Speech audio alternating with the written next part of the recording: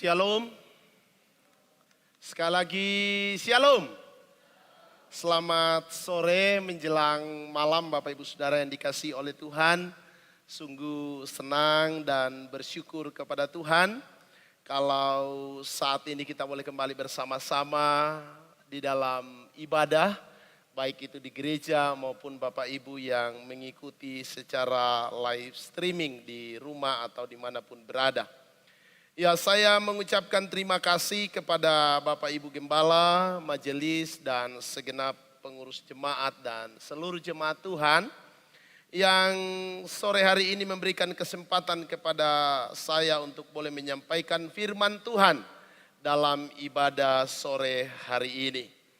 Dan saya diberi tema yaitu aku telah menetapkan kamu supaya kamu pergi dan menghasilkan buah. Dan tema ini adalah tema yang sudah banyak dibicarakan khususnya di dalam bulan ini. Dan sore hari ini kita akan kembali bersama-sama menggumuli tema ini. Kita sudah diberkati melalui puji-pujian, di mana puji-pujian mengingatkan kita bahwa Tuhan tidak pernah meninggalkan kita. Amin. Dia Allah yang setia. Dia Allah yang menopang kita, Dia Allah yang selalu ada di dalam seluruh perjalanan kehidupan kita. Mungkin teman, sahabat, rekan bisa meninggalkan kita, tetapi Tuhan tidak pernah meninggalkan kita. Dia Allah yang setia, Dia Allah yang mengasihi, Dia Allah yang menyatakan kuasa-Nya di dalam setiap kehidupan orang-orang percaya. Nah, oleh karena itu sore hari ini mari kita sama-sama membuka Alkitab kita.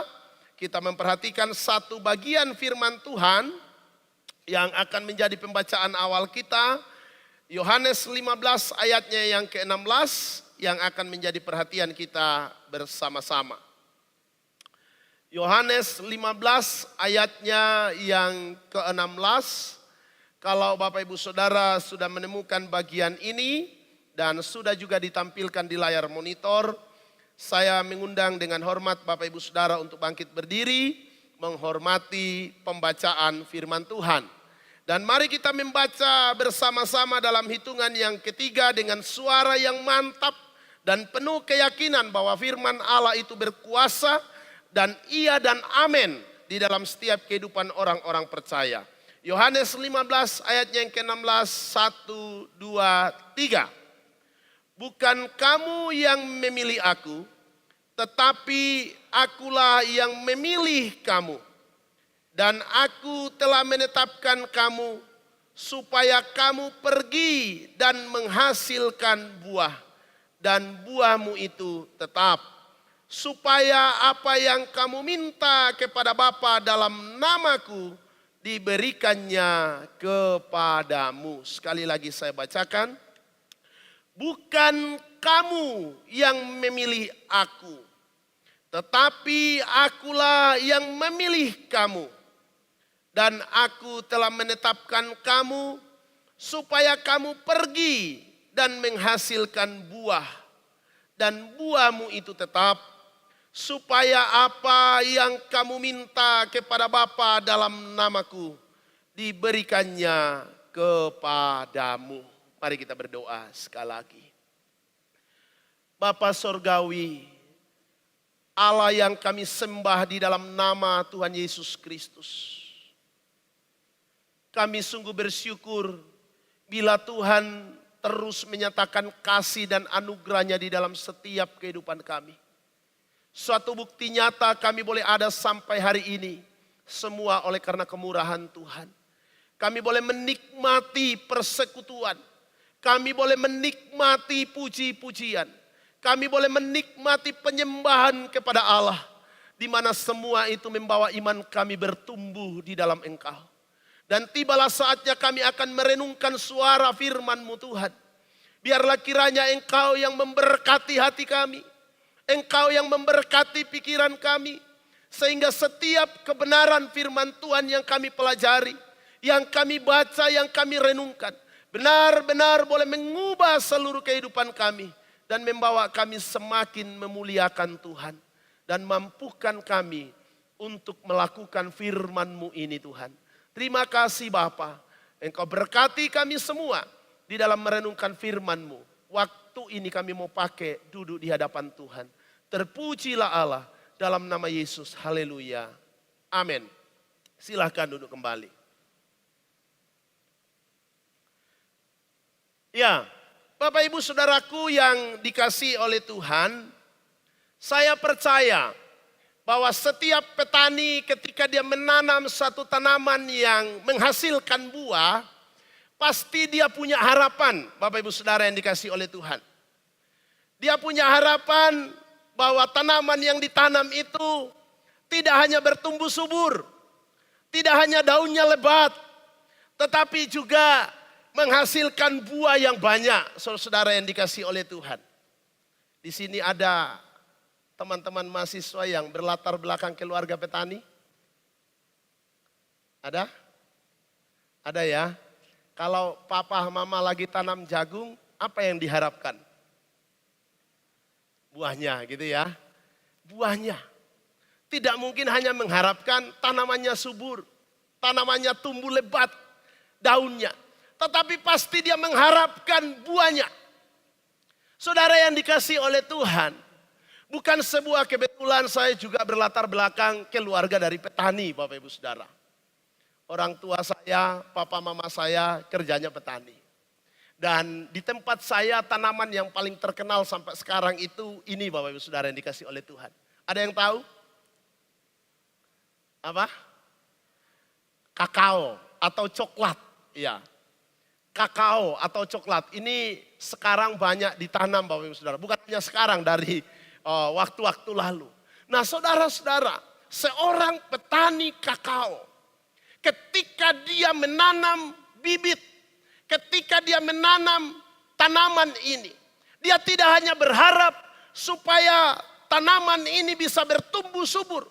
Sekalipun memang untuk bisa mencapai buah yang seperti ini, Bapak Ibu Saudara yang dikasihi oleh Tuhan, itu tidak bisa ditanam hari ini, lalu 3 minggu kemudian panen seperti itu. Ini membutuhkan waktu, Bapak Ibu Saudara yang dikasihi oleh Tuhan. Ketika ditanam, dia harus diproses terlebih dahulu. Dia harus dirawat, dia harus dibersihkan, dipupuk, dan lain sebagainya, dan lain sebagainya. Sehingga bisa mencapai hal yang seperti gambar di sebelah ini. Nah, saudara-saudara, itu harapan daripada seorang petani kakao. Itu harapan daripada seorang petani yang sedang berjuang untuk mendapatkan hasil yang baik. Saudara-saudara yang dikasihi oleh Tuhan. Nah, saya berpikir bagaimana dengan kehidupan kita di hadapan Tuhan. Saya percaya Tuhan pun juga punya harapan, punya kerinduan untuk setiap orang-orang yang terpanggil atau setiap orang-orang yang telah menjadi percaya di dalam kehidupan ini. Apa harapan Tuhan di dalam setiap kehidupan kita? Ini yang harus kita sadari. Dengan kata lain, bahwa saudara dan saya hidup menjadi orang percaya, hidup menjadi anak-anak Tuhan, itu bukan sesuatu yang tidak punya tujuan. Itu bukan sesuatu yang tidak punya arah yang jelas di dalam kehidupan ini. Karena kalau ada orang yang menjadi orang Kristen, yang menjadi orang percaya, tidak mengerti tujuan dan harapan daripada Allah di dalam hidupnya, maka dia hanya akan menjadi orang Kristen yang hanya senang karena sudah menerima keselamatan. Hanya sampai di situ saja.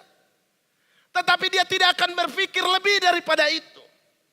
Nah, oleh karena itu pada sore hari ini saya akan mengajak Bapak Ibu Saudara sekalian untuk melihat ayat di dalam Yohanes pasalnya yang ke-15 ayat yang ke-16 ini.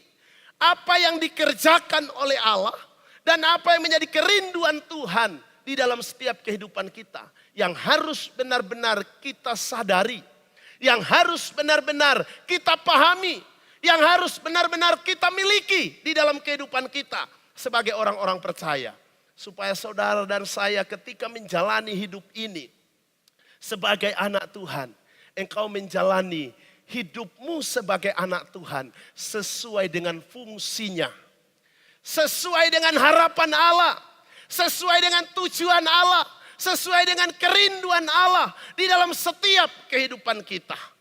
Dan ketika kita menjalani hal itu, Bapak Ibu Saudara yang dikasihi oleh Tuhan, dan bisa melakukannya dengan baik, saya percaya kita akan betul-betul merasakan bahwa hidup kita ini bukan kehidupan yang sia-sia, tetapi hidup kita ini adalah hidup yang bermakna. Hidup yang punya makna, hidup yang punya sesuatu dampak yang begitu bisa dirasakan oleh orang-orang yang ada di sekeliling kita. Nah, oleh karena itu, saudara-saudara yang dikasihi oleh Tuhan, ada 3 poin penting yang ingin saya bagikan bagi kita sekalian untuk mengingatkan kita apa dan bagaimana kehidupan kita di hadapan Tuhan. Yang pertama, setiap orang percaya harus menyadari akan kasih karunia Allah dalam panggilannya. Setiap orang percaya harus menyadari akan kasih karunia Allah di dalam setiap kehidupannya, di dalam setiap panggilannya. Kenapa saya menggunakan kasih karunia Allah? Karena di dalam Yohanes pasal yang ke-15 ayat yang ke-16a berkata, bukan kamu yang memilih aku, tetapi akulah yang memilih kamu. Ini kasih karunia. Ini adalah anugerah. Ini adalah sesuatu hal yang Tuhan kerjakan, yang melampaui daripada pikiran kita, yang melampaui daripada pengetahuan kita, yang melampaui daripada apa yang kita pikirkan dalam kehidupan ini. Kenapa Bapak Ibu Saudara yang dikasihi oleh Tuhan? Kalau kita ditanya, kenapa saudara mau menjadi orang Kristen? Atau kenapa saudara menjadi orang Kristen? Iya kan? Mungkin jawaban orang akan macam-macam. Mungkin ada yang akan berkata, saya menjadi orang Kristen karena papa mama saya Kristen, Pak. Ya betul. Mungkin ada orang yang akan berkata begitu. Kenapa kamu menjadi orang Kristen?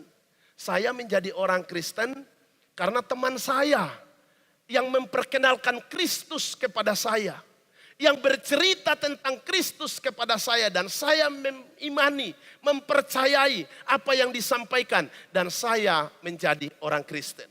Ada banyak alasan yang mungkin orang akan ungkapkan ketika dia ditanya, kenapa kamu menjadi orang percaya? Tetapi firman Allah berkata jelas di dalam Yohanes pasal yang ke-15 ayat yang ke-16 ini, dikatakan bukan kamu yang memilih aku, tetapi akulah yang memilih kamu. Bukan kamu yang memilih aku, tetapi aku yang memilih kamu. Ini adalah merupakan suatu perkara rohani, perkara yang ajaib, yang tidak bisa terselami oleh pemikiran setiap manusia. Karena kalau kita mau menggunakan standar dan logika kita, saudara, apa kriteria Allah kenapa memilih kita? Kalau mungkin kita berkata baik, sebaik apa saya dan saudara sehingga engkau bisa mendapatkan kasih karunia menjadi anak Tuhan? Apa standarnya? Perbuatan baikkah? Atau apa di dalam kehidupan kita? Tetapi inilah merupakan anugerah Tuhan yang merupakan sesuatu hal yang luar biasa di dalam setiap kehidupan kita. Tuhan yang memilih kita untuk menjadi milik kepunyaannya. Ini adalah anugerah atau kasih karunia yang Allah nyatakan dalam kehidupan ini. Nah saudara-saudara, kenapa ini penting untuk kita sadari di dalam kehidupan kita? Kenapa ini penting kita sadari di dalam kehidupan kita? Karena seringkali banyak orang di dalam menjalani kehidupan ini kurang menyadari ini akhirnya apa? Mudah patah semangat dalam menjalani hidupnya. Ketika dia menjalani perjalanan hidup bersama Tuhan, Tuhan izinkan ada masalah, Tuhan izinkan ada persoalan, Tuhan izinkan ada hal-hal yang terjadi, seringkali menjadi lemah dalam hidup ini. Seringkali menjadi lemah, seringkali menjadi putus asa, seringkali merasa bahwa Tuhan itu tidak baik. Tetapi kalau kita menyadari bahwa Allah yang memilih kita, Allah yang memanggil kita. Allah yang mengambil inisiatif untuk menjadikan aku sebagai anaknya. Yang tadinya aku bukan siapa-siapa. Yang tadinya aku tidak mengerti tentang Allah. Yang tadinya aku tidak tahu tentang Tuhan. Tetapi dia menyatakan kasih dan anugerahnya di dalam kehidupanku. Masakah Tuhan itu yang telah memilih kita, kemudian Tuhan itu akan membiarkan? Ini penting sekali di dalam setiap kehidupan orang-orang percaya. Di dalam menjalani kehidupan ini yang penuh dengan pergumulan, yang penuh dengan tantangan, yang penuh dengan persoalan, yang penuh dengan macam-macam ria-ria kehidupan yang harus dihadapi setiap hari, setiap waktu dalam kehidupan ini. Seringkali kita merasa, aduh aku tidak mampu, aku tidak sanggup, aku tidak kuat. Tetapi kalau saudara menyadari akan kasih karunia Allah, saudara akan tetap punya pengharapan dalam hidup ini. Amin. Saudara akan tetap optimis. Saudara akan tetap bangga menjadi anak Tuhan. Karena saudara tahu bahwa Tuhanlah yang berperkara di dalam setiap kehidupan kita. Saya benar-benar mengimani Bapak Ibu Saudara yang dikasihi oleh Tuhan. Bahwa jikalau Tuhan yang telah memilih aku, berarti Tuhan yang bertanggung jawab dalam hidupku. Amin. Tuhan yang bertanggung jawab dalam hidup kita. Ketika saudara memilih atau mempunyai sesuatu yang memang atas dasar pilihan Bapak Ibu Saudara, apapun itu. Bapak Ibu Saudara, apalagi kalau engkau melihat bahwa itu pilihan yang engkau pilih adalah sesuatu hal yang berharga, ada sesuatu hal yang bernilai, tidak mungkin engkau akan sia-siakan. Engkau pasti akan menjaganya. Engkau pasti akan merawatnya. Engkau akan pasti melakukan yang terbaik. Apalagi kehidupan kita di hadapan Tuhan. Ketika kita sudah hidup berjalan bersama Tuhan. Ketika kita sudah menjadi umat pilihan Allah. Ketika Tuhan sudah memilih kita. Bukan karena kita baik, tetapi karena Dia mengasihi kita. Masakah kasihnya itu hanya berhenti sampai di pemilihan. Setelah itu kasihnya sudah tidak ada lagi. Tidak mungkin. Mungkin mahasiswa, teman-teman dari STTF Fata, mungkin saat ini engkau bergumul. Gimana untuk masa depanku? Gimana untuk kedepannya? Saya selalu berkata dan saya alami di dalam kehidupan saya. Ketika saya mulai bergumul dengan panggilan saya menjadi seorang hamba Tuhan. Secara manusia saya tidak punya apa-apa. Secara manusia saya lemah. Secara manusia saya banyak kekurangan. Secara manusia saya banyak kelemahan. Tetapi saya belajar untuk menaruh segala pengharapan saya. Saya belajar untuk menaruh segala apa yang menjadi kerinduan saya kepada Tuhan. Saya berkata kepada Tuhan, Tuhan, Engkau yang telah memilih aku. Engkau yang telah membawa aku ke tempat ini. Masakah Engkau akan meninggalkan aku di tempat ini? Tidak mungkin. Ketika kita sudah berjalan bersama dengan Tuhan, Allah itu adalah Allah yang bertanggung jawab. Tuhan yang kita ikuti, Tuhan yang sudah memilih kita itu adalah Allah yang bertanggung jawab. Di dalam segala sesuatu. Sehingga ketika saudara menghadapi persoalan, menghadapi problem-problem dalam kehidupan ini, jangan mudah menyerah. Jangan mudah putus asa. Jangan mudah marah dengan Tuhan.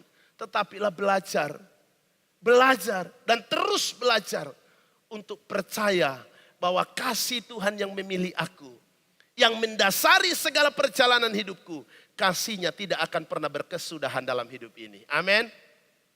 Kasih Tuhan tidak akan pernah berkesudahan. Kebaikan Tuhan tidak akan pernah berkesudahan. Ini yang harus dipahami dalam setiap kehidupan kita. Kenapa Bapak Ibu Saudara yang dikasihi oleh Tuhan? Latar belakang daripada Yohanes 15 ayat yang ke-16 ini berbicara tentang bagaimana Yesus berbicara kepada murid-muridnya di akhir-akhir hidupnya.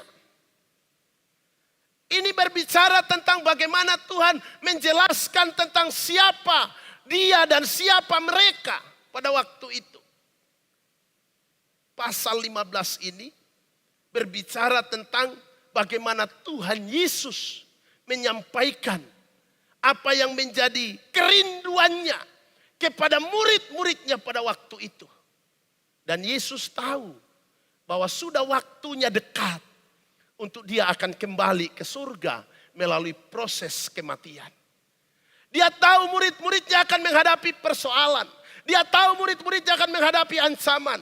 Dia tahu murid-muridnya akan menghadapi goncangan. Dia tahu murid-muridnya akan menghadapi bermacam-macam kesulitan. Tetapi Tuhan ingatkan satu, bahwa aku yang memilih kamu. Artinya engkau tidak akan pernah lepas daripada pantauan Tuhan di dalam kehidupan ini.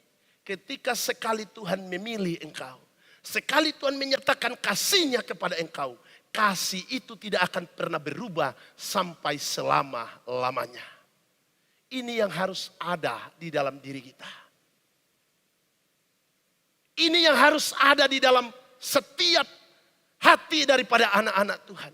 Sekali Tuhan menyatakan anugerah-Nya, sekali Tuhan menyatakan kuasa-Nya, sekali Tuhan menyatakan apa yang menjadi kerinduannya, tidak akan pernah dibatalkan oleh apapun dalam kehidupan ini. Oleh karena itu, saudara-saudara yang dikasihi oleh Tuhan, kita harus menyadari kasih karunia Allah. Orang yang tidak menyadari kasih karunia Allah, maka dia akan mudah kehilangan arah hidup di dalam hidupnya. Dia akan mudah kehilangan tujuan hidupnya.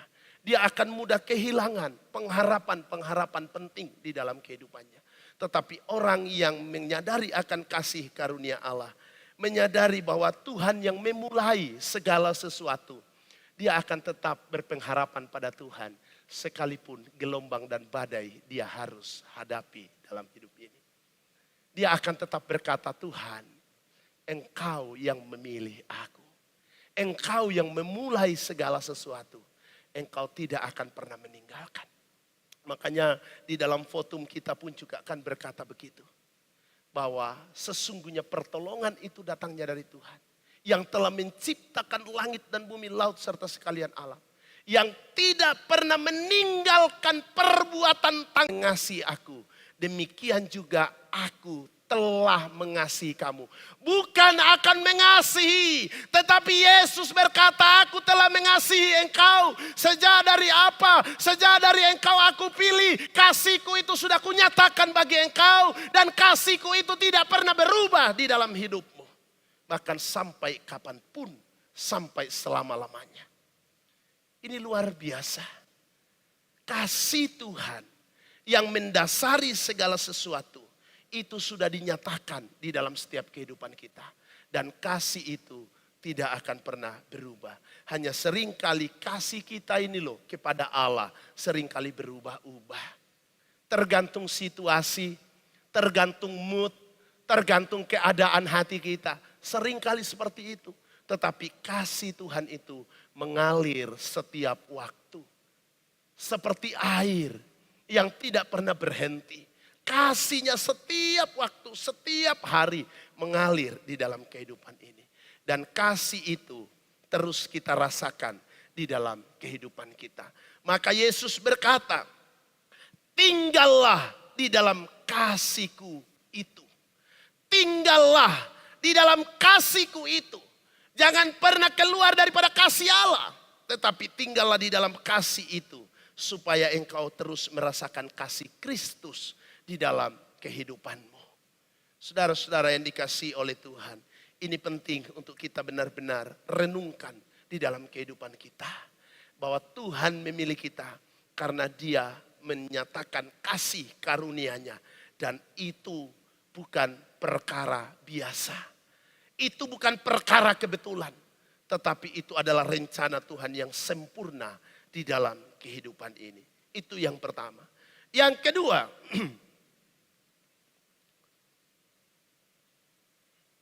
saya mencatat di sini. Yang kedua adalah setiap orang percaya harus menyadari tujuan hidup dalam Kristus. Apa tujuan hidup dalam Kristus? Untuk menghasilkan buah. Ini tujuan Bapak Ibu Saudara. Tuhan tidak hanya sekedar memilih kita, menyatakan kasih-Nya kepada kita, Untuk kita alami dan nikmati dalam kehidupan ini secara pribadi. Tidak hanya sampai di situ.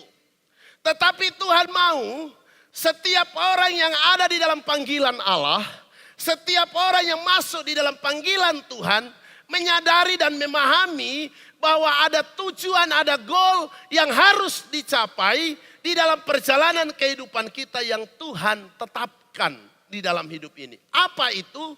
Yaitu supaya hidup kita ini menghasilkan buah. Nah, dikatakan di dalam Yohanes 15 ayat 16b, seperti tema kita, aku telah menetapkan kamu. Ya, ini berarti ada sebuah rencana. Ini berarti ada sebuah visi. Ini berarti ada sebuah planning yang luar biasa yang Tuhan sedang kerjakan melalui kita sebagai orang-orang yang telah dipilih ini. Ada sebuah rencana Allah yang besar. Apa itu? Dikatakan supaya kamu pergi dan menghasilkan buah dan buahmu itu tetap. Ini jelas Bapak Ibu Saudara. Perintah ini jelas. Pengarahan ini jelas. Firman Tuhan ini jelas. Bahwa Tuhan menetapkan. Artinya Tuhan sudah punya rencana di dalam setiap kehidupan orang-orang percaya. Saudara tidak hanya dipanggil, lalu kemudian seperti saya katakan, kita tidak hanya dipanggil lalu kemudian menerima keselamatan. Stop sampai di situ. Memang salah satu anugerah di dalam panggilan kita itu adalah keselamatan kekal.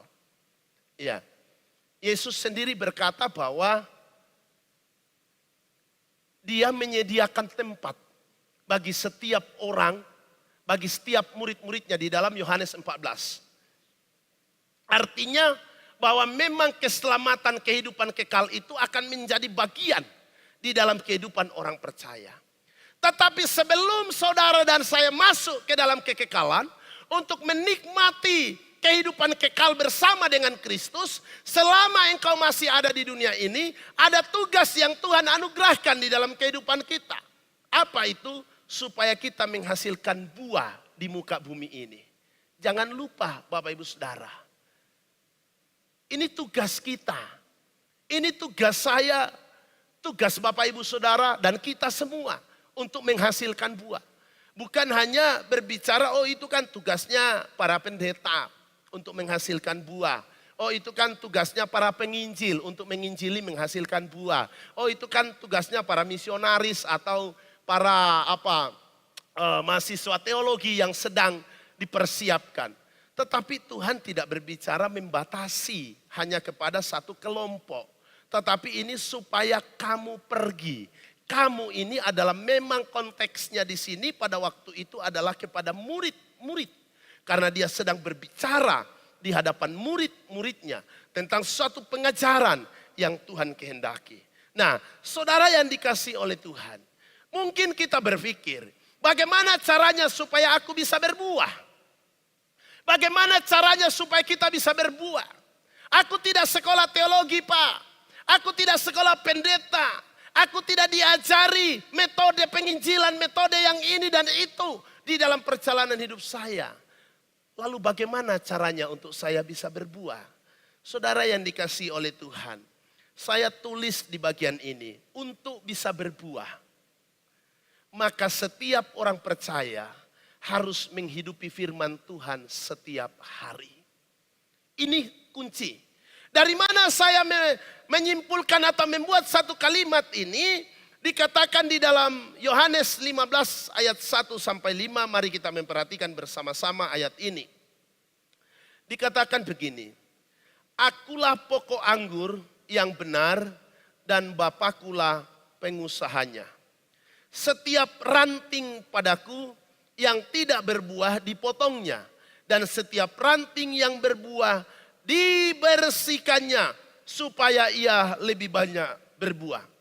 Ayat 3. Kamu memang sudah bersih karena firman yang telah kukatakan kepadamu. Ayat 4. Tinggallah di dalam aku dan aku di dalam kamu. Sama seperti ranting tidak dapat berbuah dari dirinya sendiri kalau ia tidak tinggal pada pokok anggur. demikian juga kamu tidak berbuah jikalau kamu tidak tinggal di dalam aku. Nah, ini penting sekali. Tinggal di dalam Kristus. Tinggal bersama dengan Kristus. Ini adalah proses Bapak Ibu Saudara. Untuk bisa berbuah. Untuk bisa menghasilkan buah. Maka kita harus hidup bersama dengan Kristus di dalam setiap kehidupan kita. Kalau saya tulis di sini bahwa setiap orang percaya harus menghidupi firman Tuhan setiap hari. Itu adalah kata lain daripada tinggal di dalam Kristus. Ketika Yesus memilih murid-murid, sesuatu hal yang luar biasa Bapak Ibu Saudara. Ketika Yesus telah memilih 12 muridnya, Yesus tidak membuat sekolah teologi atau membuat asrama seperti di STT Evata yang saat ini Pak Charles yang mengkoordinir asrama putri, begitu ya Pak ya, dan rumah pimpinan asrama. Tidak seperti itu. Yang menariknya adalah mereka tidak punya asrama. Padahal Yesus akan hidup bersama dengan 12 orang ini selama 3,5 tahun. Yang menjadi pertanyaannya adalah kenapa Yesus tidak membuat asrama atau tidak membuat tempat tertentu untuk murid-muridnya. Karena Yesus, dia tidak hanya ingin mengisi pikiran murid-muridnya, tetapi dia ingin memberikan pengalaman hidup murid-muridnya. Dia memilih murid-murid itu. Bukan memberikan transfer ilmu, pengetahuan teologi. Setiap hari diajar. Bukan itu yang Tuhan rindukan. Tetapi dia memberikan pengalaman hidup. Makanya dia hidup bersama dengan murid-muridnya. Kemana-mana dia pergi bersama dengan muridnya. Di mana ada Yesus, di situ ada muridnya. Di mana ada Yesus, di situ ada muridnya. Di mana ada Yesus, di situ ada muridnya. Dan murid-murid ini mengalami langsung, melihat langsung, merasakan langsung apa yang dikerjakan oleh Yesus pada waktu itu. Kenapa Bapak Ibu Saudara yang dikasihi oleh Tuhan? Karena mereka sedang dipersiapkan untuk menjadi pekabar Injil. Menjadi seorang pekabar Injil tidak cukup hanya dengan masalah pengetahuan logika Bapak Ibu Saudara. Tetapi menjadi seorang pemberita Injil, kita harus mengalami pengalaman dengan Tuhan dalam setiap kehidupan kita. Pengalaman bersama dengan Kristus itulah yang akan mengubah segala sesuatu. Mengubah cara berpikir kita. Mengubah karakter kita. Mengubah cara pandang kita. Mengubah segala sesuatu di dalam kehidupan ini. Ketika ada pengalaman dengan Tuhan. Tetapi kalau kita tidak pernah mengalami Tuhan. Tidak pernah merasakan Tuhan. Tidak pernah mengalami namanya kuasa Kristus di dalam kehidupan kita. Maka sulit untuk kita mengalami perubahan apalagi berbuah.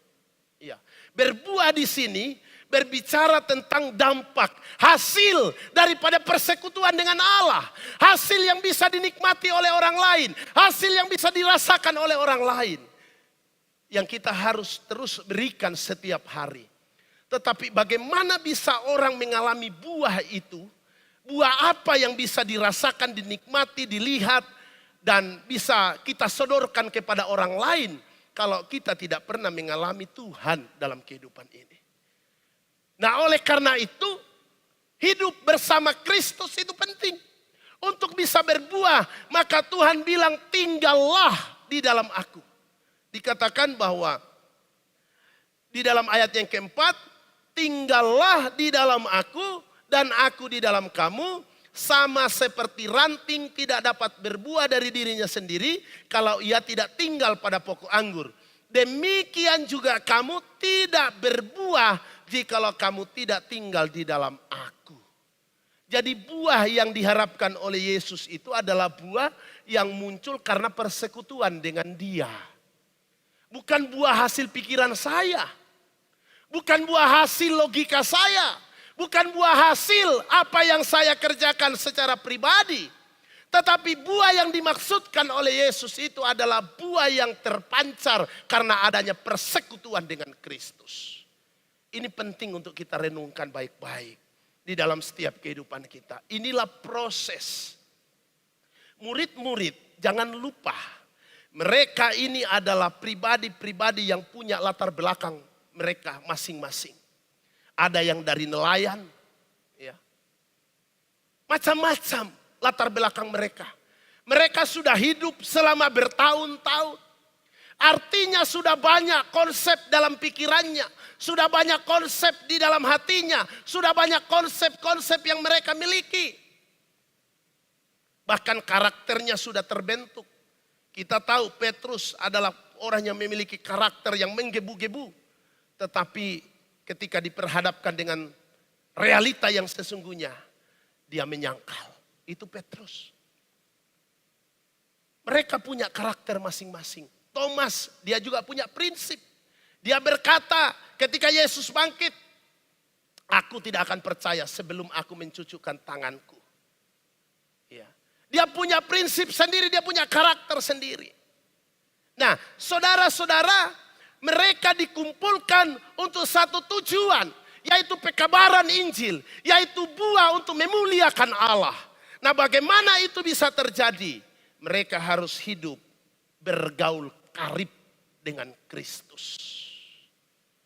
Mereka harus benar-benar melihat apa yang dikerjakan oleh Yesus. Apa yang sedang dilakukan oleh Yesus. Apa yang sedang diperbuat oleh Yesus. Makanya Yohanes menulis, Bapak Ibu Saudara, di dalam surat 1 Yohanes dikatakan apa yang kami lihat, apa yang kami raba itu yang kami beritakan. Dia tidak memberitakan hal-hal yang hasil halusinasi. Dia tidak menceritakan cerita orang lain. Dia tidak menceritakan pengalaman orang lain. Tetapi dia menceritakan pengalamannya bersama dengan Kristus. Dan dia katakan bahwa Yesus itu adalah Tuhan. Itulah buah. Buah pengenalan dia dengan Allah. Di mana dirasakan oleh para pembaca suratnya. Dirasakan oleh para penerima suratnya. Hasil dari mana? Hasil daripada hidup bergaul karib dengan Kristus. Nah, ini penting bagi kita sebagai anak-anak Tuhan. Ketika kita mengalami Tuhan dalam hidup kita, kita sering berkomunikasi dengan Kristus, mengalami Kristus dalam hidup kita akan mengubah kita. Yang tadinya mungkin kita orangnya suka khawatir, ya kan? Siapa di sini yang tidak pernah khawatir? Setiap orang pasti pernah mengalami namanya khawatir. Apalagi kalau kita diperhadapkan dengan keadaan yang sulit, yang berat. Paling mudah manusia itu khawatir, gelisah, resah, tidak bisa tidur. Ya. Bahkan bingung mau berbuat sesuatu. Kita mudah gelisah, khawatir, bimbang dalam hidup ini. Tetapi ketika saudara punya pengalaman dengan Tuhan, maka kekhawatiranmu itu akan tergeser karena ada pengalamanmu dengan Tuhan. Dan engkau berkata, kalau kemarin aku sudah ditolong Tuhan, maka hari ini pun aku bisa melihat pertolongan Tuhan. Itulah buah pengenalan akan Tuhan. Mungkin kita ada yang mudah sekali menyerah, putus asa, mudah sekali patah semangat dalam hidup ini. Tetapi dengan pengalaman bersama dengan Tuhan, kita bisa merasakan mujizat, kita bisa merasakan anugerah kasih karunia pertolongan Allah yang ajaib. Itu akan mengubah karakter kita, mengubah cara berpikir kita, bahkan membuat iman kita tidak menjadi iman yang lemah, tetapi iman yang terus kuat. Karena ada pengalaman dengan Tuhan. Nah, inilah pentingnya bagi saya dan saudara untuk terus bergaul dengan Allah. Saya banyak mengalami pengalaman-pengalaman dengan Tuhan di dalam hidup saya. Sejak saya mengambil keputusan untuk menjadi seorang hamba Tuhan, saya menggumuli banyak hal dalam kehidupan saya. Baik itu karakter saya secara pribadi maupun di dalam pelayanan yang Tuhan percayakan bagi saya. Ada hal-hal di mana saya harus secara manusia kadang-kadang merasa sulit, berat. Ada kekhawatiran, ada kebimbangan. Bisa enggak? Kira-kira kalau diberi kepercayaan seperti ini saya mampu enggak untuk melakukannya? Seringkali secara manusia berpikir bisa tidak, mampu tidak. Tetapi ketika belajar percaya, belajar mengimani dan terus mengimani pertolongan Tuhan, maka kekhawatiran, kebimbangan itu tergeser dan iman itu yang lebih kuat berbicara. Ini penting sekali di dalam setiap kehidupan kita sebagai anak-anak Tuhan. Selain daripada memproses kehidupan kita, saudara-saudara, untuk bisa berbuah, maka Tuhan juga bilang engkau harus bersih, kata firman Tuhan.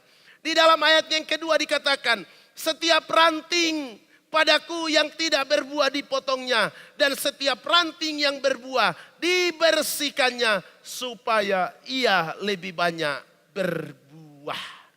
Saudara yang dikasihi oleh Tuhan, menjadi orang Kristen, menjadi anak Tuhan, harus melalui proses pembersihan.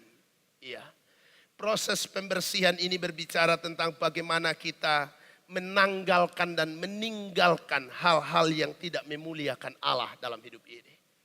Ada banyak hal di dalam kehidupan kita. Murid-murid Yesus, mereka juga diproses oleh Tuhan. Sebelum mereka diutus dengan sebuah tanggung jawab yang besar, dengan sebuah proyek misi yang luar biasa daripada Allah, mereka diproses terlebih dahulu. Bagaimana karakter mereka, sifat mereka, tanggung jawab mereka, hidup mereka memang diproses secara luar biasa oleh Tuhan.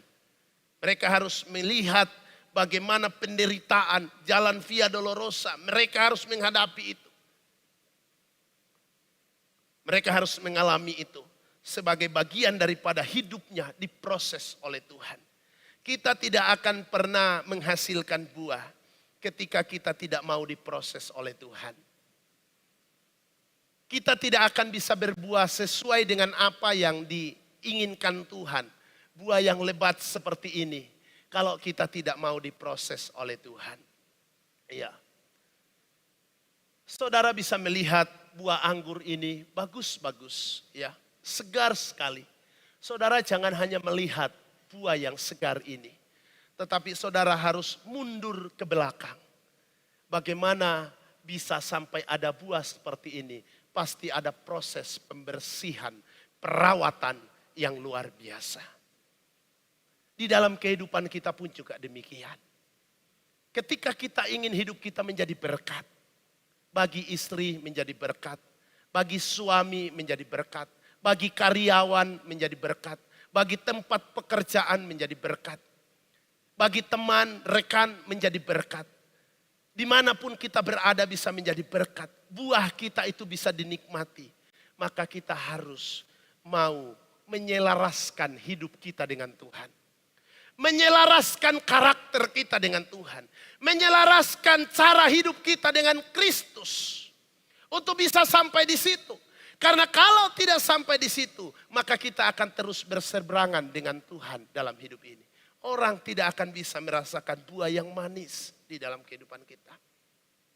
Buah itu berbicara sekali lagi terkait dengan apa yang dirasakan orang yang ada di sekeliling kita. Bisa sikap kita, bisa perkataan kita, ya kan? Bisa pengalaman-pengalaman indah kita dengan Tuhan. Itulah buah-buah, Bapak Ibu Saudara, yang dirasakan oleh orang-orang yang ada di sekeliling kita. Dan Yesus mempersiapkan semuanya itu. Dia mempersiapkan murid-muridnya. Dia membersihkan murid-muridnya. Dia melakukan sesuatu yang luar biasa kepada murid-muridnya. Karena tujuan Kristus adalah supaya mereka bisa berbuah. Nah, oleh karena itu, saudara yang dikasihi oleh Tuhan, yang hadir pada sore hari ini. Ini hal yang kedua yang sangat amat penting untuk kita perhatikan di dalam setiap kehidupan kita sebagai orang-orang percaya. Kita tidak hanya mendengar firman, tetapi kita harus menghidupi firman itu. Kita harus bergaul karib dengan Tuhan. Kita harus benar-benar belajar untuk melekat kepada Kristus.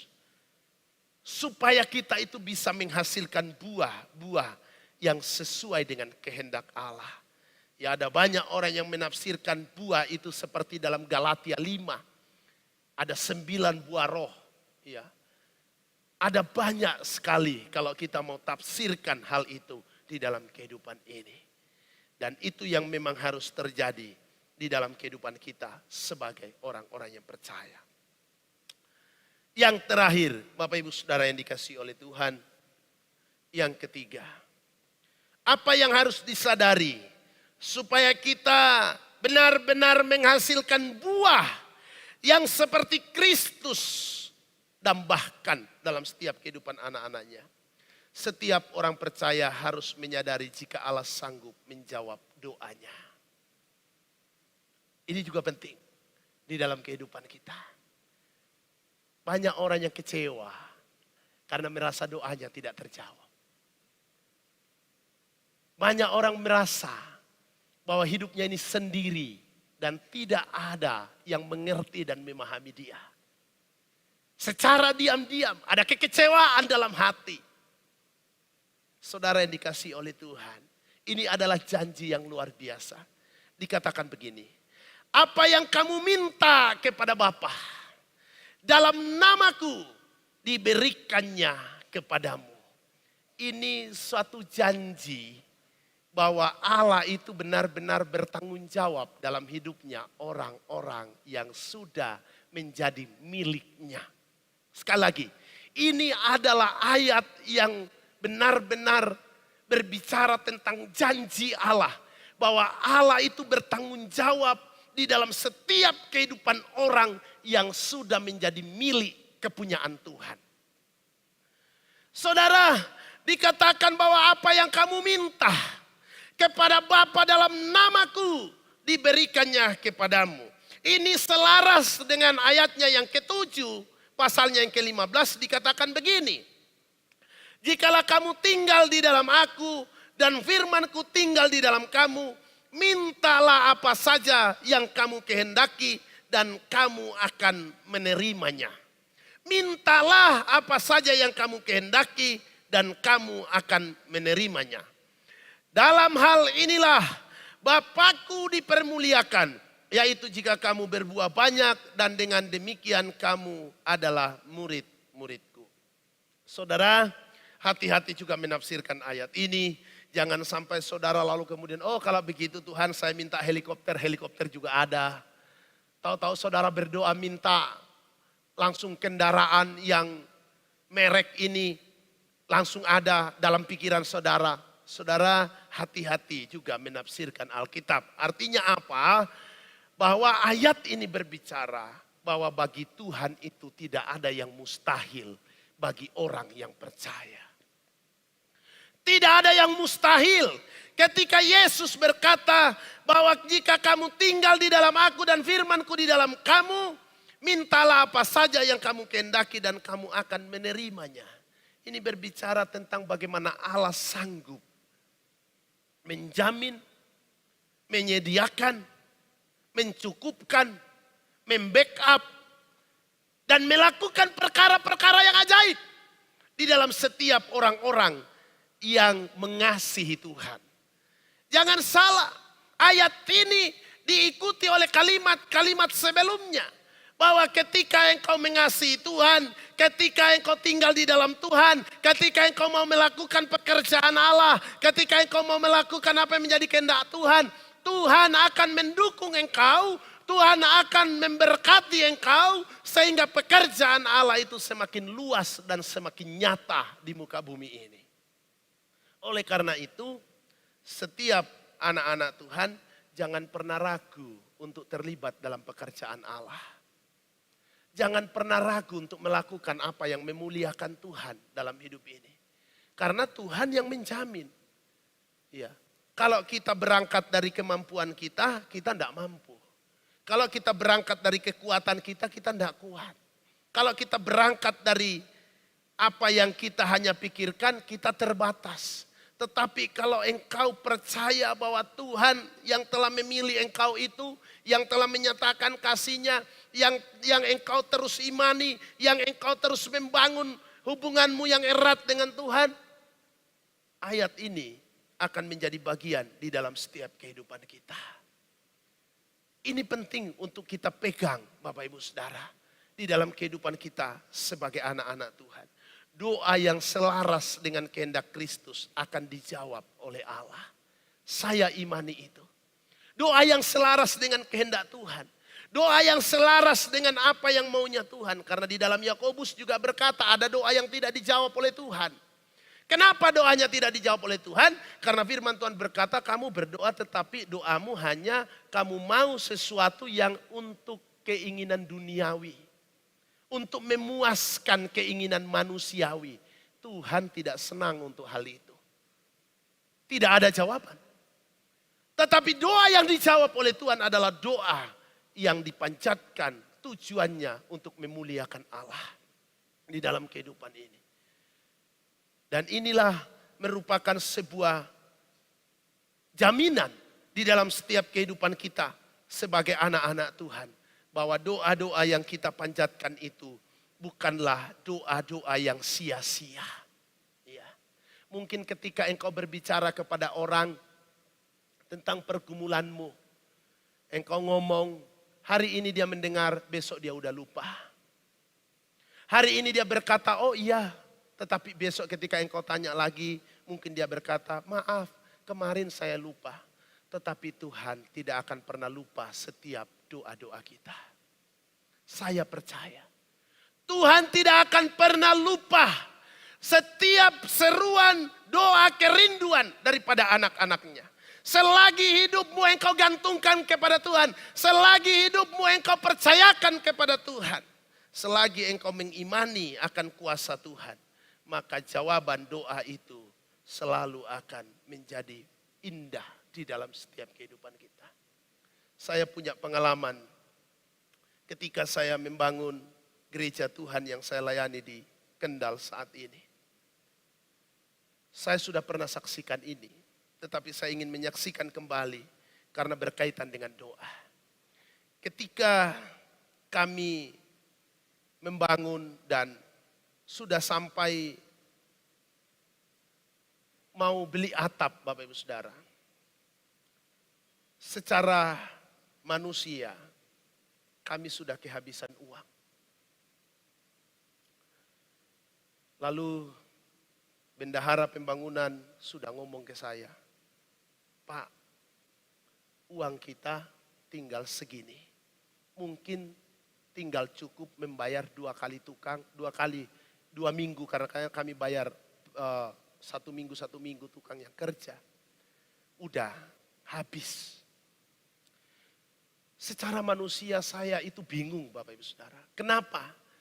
Karena target saya bersama dengan panitia pembangunan awal kami itu adalah pokoknya kita rombak gereja ini, kemudian kita pasang batu sampai di atas, paling tidak tahap pertama itu tertutup atap semua. Itu engkrengan kami. Tapi ternyata ketika berjalan, meleset jauh Bapak Ibu Saudara yang dikasihi oleh Tuhan. Apa yang menjadi perkiraan kami tidak sesuai dengan fakta yang berjalan di lapangan. Dan di dalam pemikiran saya, waduh, ini kalau tidak sampai tutup, malu Bapak Ibu Saudara. Dilihat orang, malu.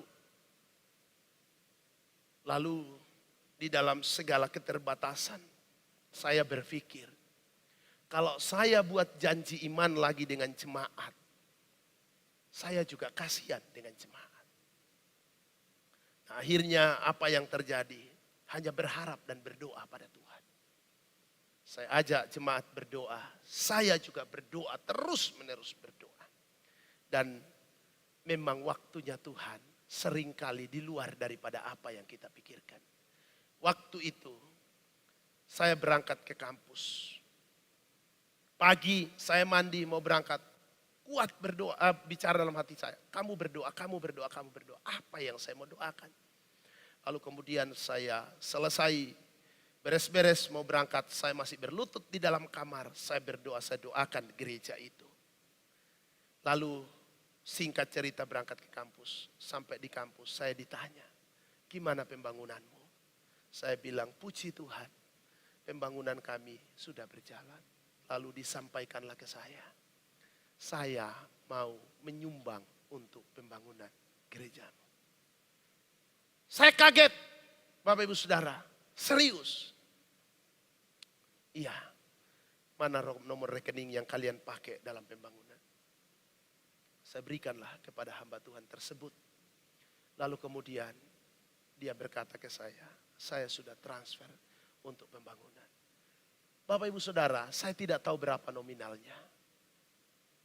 Tetapi ketika bendahara pembangunan saya minta untuk cek, uang yang masuk cukup untuk kami pakai beli keperluan untuk menutup gereja itu.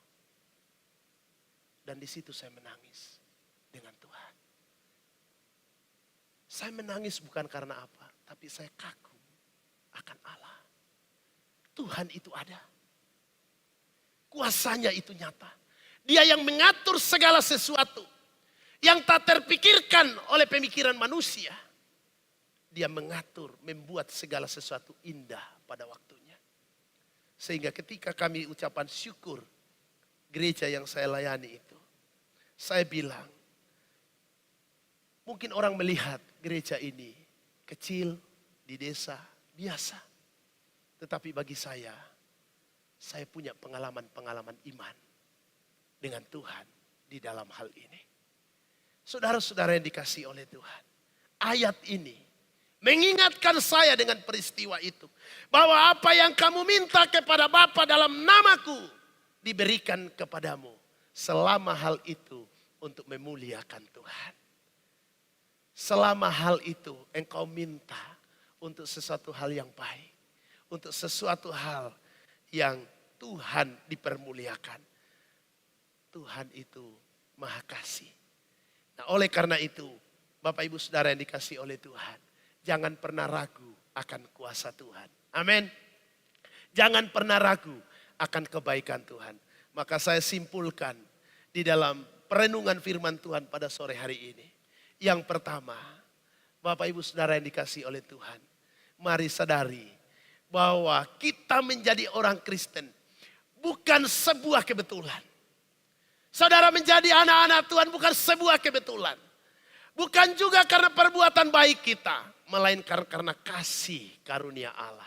Ada kasih di dalam status kita sebagai anak-anak Tuhan. Dan kasih itu cukup untuk terus menyertai kehidupan kita. Yang kedua, sadari tujuan dari panggilan kita. Tuhan mau supaya setiap anak-anaknya menghasilkan buah. Untuk memuliakan Tuhan. Selagi ada waktu, selagi ada kesempatan, hasilkan buah kebenaran yang memuliakan Allah. Baik di dalam keluarga, pekerjaan, dimanapun engkau berada. Hasilkan buah-buah yang manis untuk memuliakan Allah. Yang ketiga, sadari pentingnya relasi dengan Tuhan. Setiap orang percaya harus senantiasa membangun relasinya dengan Tuhan. Secara terus menerus agar kuasa Allah semakin nyata melalui kehidupan kita. Tuhan mau supaya hidup kita berbuah dan menjadi berkat. Tuhan memberkati. Amin.